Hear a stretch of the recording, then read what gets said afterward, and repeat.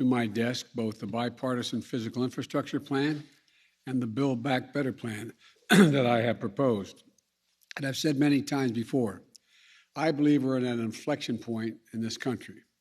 One of those moments where the decisions we're about to make can literally change the trajectory of our nation for years and possibly decades to come. Each inflection point in this nation's history represents a fundamental choice. I believe that America at this moment is facing such a choice. And the choice is this: are we going to continue with an economy where the overwhelming share of the benefits go to big corporations and the very wealthy? Or are we going to take this moment right now to set this country on a new path, one that invests in this nation, creates real sustained economic growth, and that benefits everyone, including working people and middle-class folks? That's something we haven't realized in this country for decades. The data is absolutely clear. Over the past 40 years, the wealthy have gotten wealthier, and too many corporations have lost their sense of responsibility to their workers, their communities, and the country. Just look at the facts. CEOs used to make about 20 times the average worker in the company that they ran. Today, they make more than 350 times what the average worker in their corporation makes. Since the pandemic began, billionaires have seen their wealth go up by $1.8 trillion. That is, everyone who was a billionaire before the pandemic began, the total accumulated wealth beyond the billions they already had has gone up by $1.8 trillion. Simply not fair. And how is it possible that 55 of the largest corporations in this country paid $0 in federal income taxes? They made over $40 billion in the year 2020, and they paid zero. Think about that. $0 in federal taxes on $40 billion in profits. How is it possible that the wealthiest billionaires in the country can entirely escape paying income tax on what they've made? How is it possible for millionaires and billionaires that can pay a lower rate of tax than teachers, firefighters, or law enforcement officers? Here's the simple truth. For a long time, this economy has worked great for those at the very top, while ordinary, hardworking Americans, the people who built this country, have been basically cut out of the deal. And I've said this from the time I announced I was going to run. I believe this is a moment of potentially great change. This is our moment to deal working people back into the economy. This is our moment to prove the American people that their government works for them, not just for the big corporations and those at the very top. When I was sworn in as president, the nation was struggling to pull out of the worst economic crisis since the Great Depression. Job growth was anemic, with just over 60,000 new jobs per month in the 3 months before I was sworn in. Then we went to work and passed the American Rescue Plan back in March. And it worked. It's still working. Over the last 3 months, we've been creating on average 750,000 new jobs per month. Our economy is growing at the fastest rate we've seen in nearly 40 years. Our recovery is unique in the world. We're the only developed country in the world whose economy is now bigger than it was before the pandemic. While this is all good news, I know many Americans are still struggling to make it through each and every day. For too many, it's harder and harder to pay the bills: food, gas, rent, healthcare. I get it. We still have a long way to go to get the economy where it needs to be. As I've said for a long time, coming out of this economic crisis as deep as the one we're in was never going to be easy, but we're doing it, and we can continue to do it. COVID, supply chain issues, bad actors seeking to profit off the pandemic are all contributing to the challenges we're facing. That's why I've made getting COVID under control my top priority from my first day as president. Everything from our public health to our economy depends on this. We've made enormous progress against the virus through the summer, And now we put ourselves in a strong position to battle this Delta variant. That's why the actions I proposed on vaccines last week are so critical. From requiring federal workers to get vaccinated, requiring healthcare workers to be vaccinated, requiring employers with over 100 employees to institute vaccine and/or test protocols, calling on for them to be able to know what their employees are doing before they walk through the door, calling for vaccine or test requirements to enter big venues, and a whole series of steps I propose to protect our kids in schools. Wall Street firms have analyzed the impact of these plans, and they're projecting that these new requirements will help 12 million more Americans get vaccinated, which will help more businesses stay open and more Americans back to work. The data shows that the overwhelming majority of Americans agree with my proposal. There's no surprise, given that 76% of American adults have already gotten at least one shot.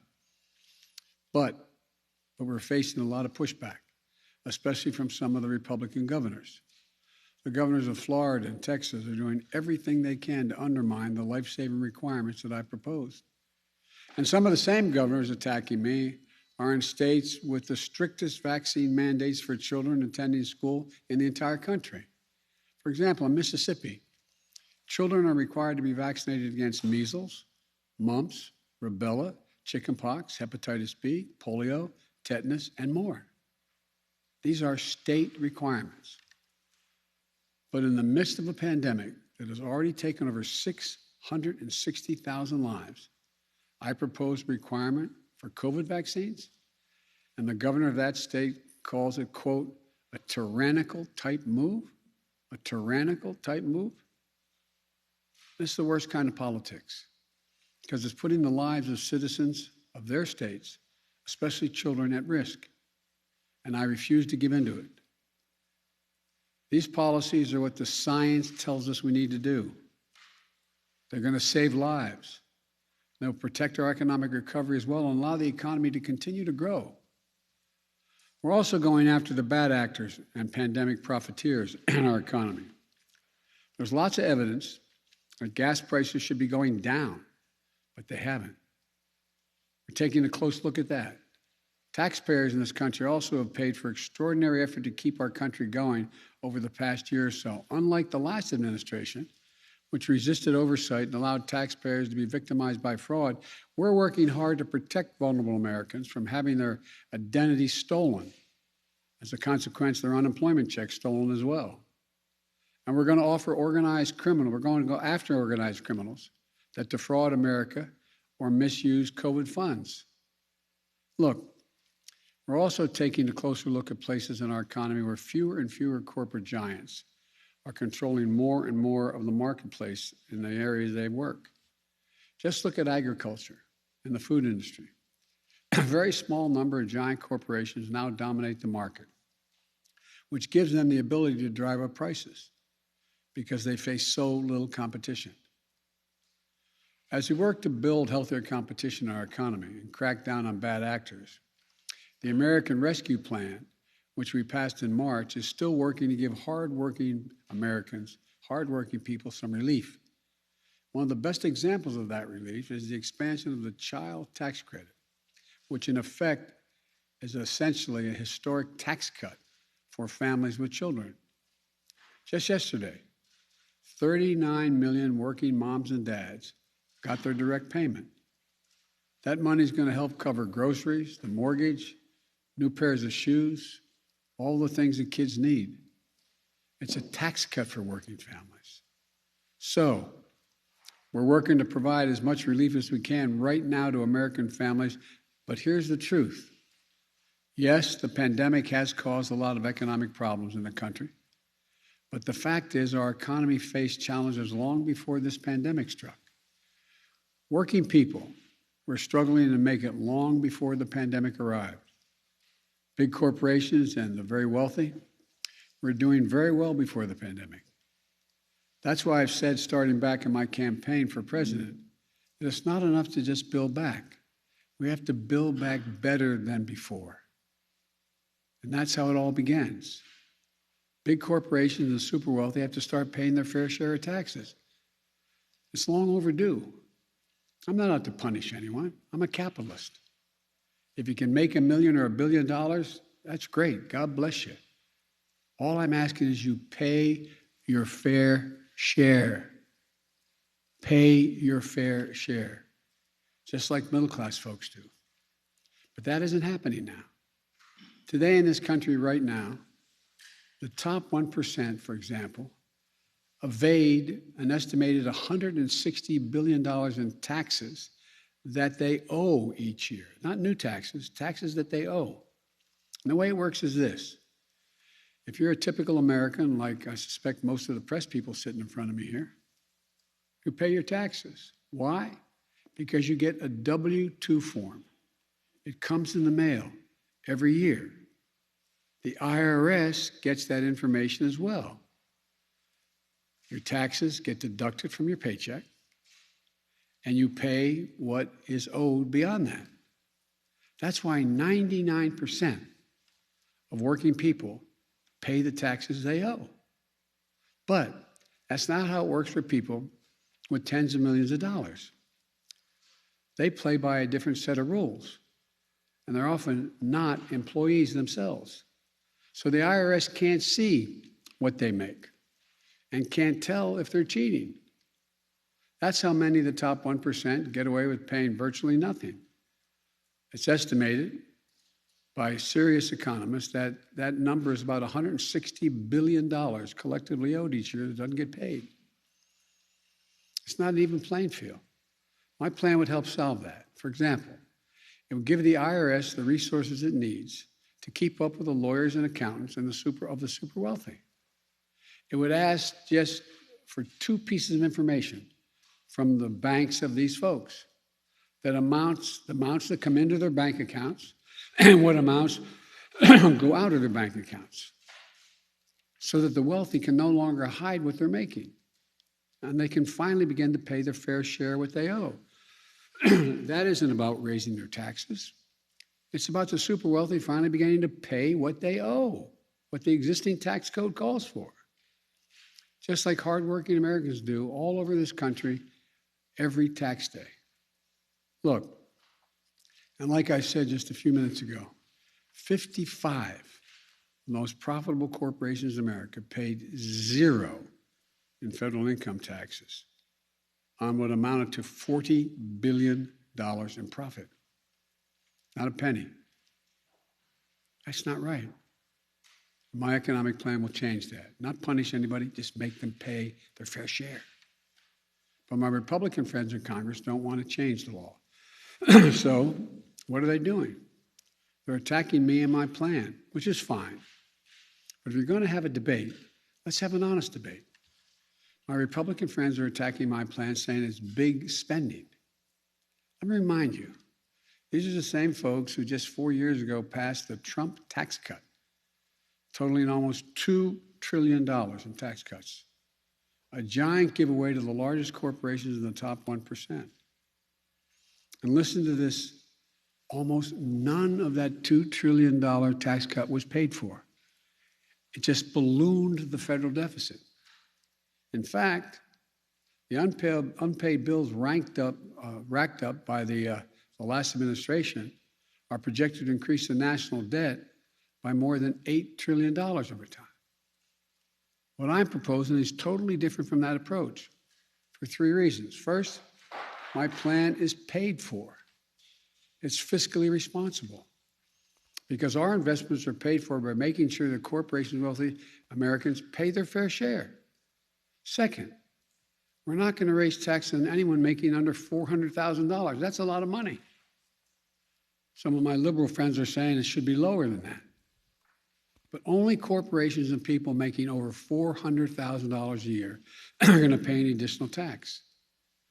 And third, not only will no one making under $400,000 see their taxes go up, the middle class are going to get some tax cuts, some breaks. My plan benefits ordinary Americans, not those at the top who don't need the help. It's a historic middle-class tax cut, cutting taxes for over 50 million families. My Republican friends are making a different choice, though. They'd rather protect the tax breaks of those at the very top than give tax breaks to working families. It's that simple. But let me ask you this. Where is it written that all the tax breaks in the American tax code go to corporations and the very top? I think it's enough. I'm tired of it. For me, it's pretty simple. It's about time working people got the tax breaks in this country. That's what my plan does. And here's what it also does. By asking big corporations and the very wealthy to pay their fair share, it makes it possible to invest in America, to invest in the American people. According to leading economists, forecasters like Moody's and major international financial institutions, my plan will create jobs, make us more competitive, and grow our economy and lessen, not increase, inflationary pressure. I don't know if it's been handed out today, but by the way, 15 Nobel laureates in economics released a letter yesterday arguing that exact same point. They said, and I quote, and this is from 15 Nobel laureates in economics, quote, because this agenda, the one I'm talking about, mine, because this agenda invests in long-term economic capacity and will enhance the ability of more Americans to participate productively in the economy, it will ease long-term inflationary pressures. It will ease it. Let me highlight just a few provisions of my plan. I know this is long, and I apologize, but it's important, I think. My plan lowers the cost of daycare and childcare and elder care for families. And the added benefit of allowing millions of people, mostly women, who are not able to go back to work because of very young family members or elderly people they're taking care of. Allow them to go back to work. It's estimated in the millions can't go back. It lowers health care premiums for millions of families. It lowers prescription drug costs by giving Medicare the power to negotiate lower drug prices. And it strengthens Medicare by adding dental, vision, and hearing coverage if you're on Medicare. It also extends a tax cut for families with kids that we passed in the American Rescue Plan in March. All of this will mean thousands of dollars in savings for the average American family on some of the toughest and most important bills they have to pay every month. My Republican friends talk a lot about inflation, but if you want to talk about actually lowering the cost of living for people in this country, my plan does just that. By strengthening the capacity of our economy, it will also reduce inflationary pressures over the long run. Here's something else my plan does. It confronts the crisis of extreme weather events that we're seeing all around us and around the world, but just here in America. We see it everywhere. We know it's real. In just the past few weeks, and there's more to come, I've seen the destruction of hurricanes in Louisiana, where winds got up to gusts to 179 miles an hour. A deadly toll from flooding in New York, where 20 inches of rain, in New Jersey, more than 11 inches of rain in some areas. More than 5 million acres of our lands and communities have burned to the ground in wildfires just this year alone.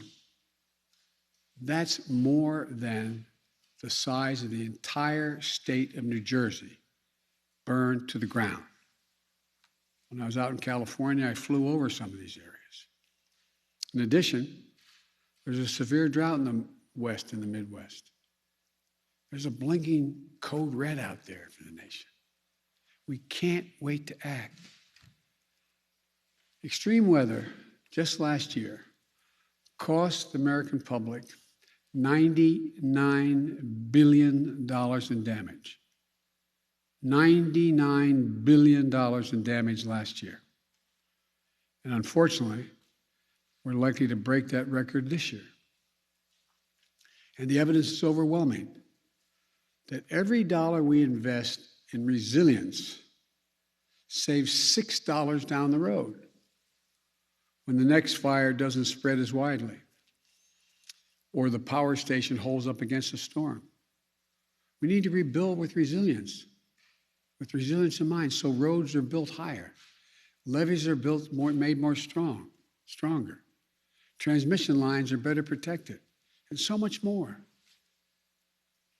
You know, I hope we're past debating climate change in this country. Now we have to act, and we have to act fast. And my plan does that. Let me end with this. This pandemic has been god-awful for so many reasons. The lost lives, as I said, over 660,000. The jobs, the businesses lost, the lost time in school for our kids. But it does present us with an opportunity. We can build an economy that gives working people a fair shot this time. We can restore some sanity and fairness to our tax code. We can make the investments that we know are long overdue in this nation. That's exactly what my bipartisan infrastructure plan does. I should say our bipartisan infrastructure plan does. Investments in roads, bridges, highways, clean water in every home and every school, universal broadband, quality, affordable places for families to live. And we can invest in our people, giving our families a little help with their toughest expenses, like daycare, childcare, elder care, prescription drugs, health care, preparing our young people to compete against any country in the world with preschool and community college. We can confront this crisis of extreme weather and climate change and not only protect our communities, but create new opportunities, new industries, and new jobs. In short, this is an opportunity to be the nation we know we can be. A nation where all of us, not just those at the top, are getting to share the benefits of a growing economy in the years ahead. Let's not squander this moment trying to preserve an economy that hasn't worked too well for Americans for a long time. Let's not look backward, just trying to rebuild what we had. Let's look forward together as one America, not to build back, but to build back better. Thank you all very much. God bless you all. May God protect our troops. Thank you.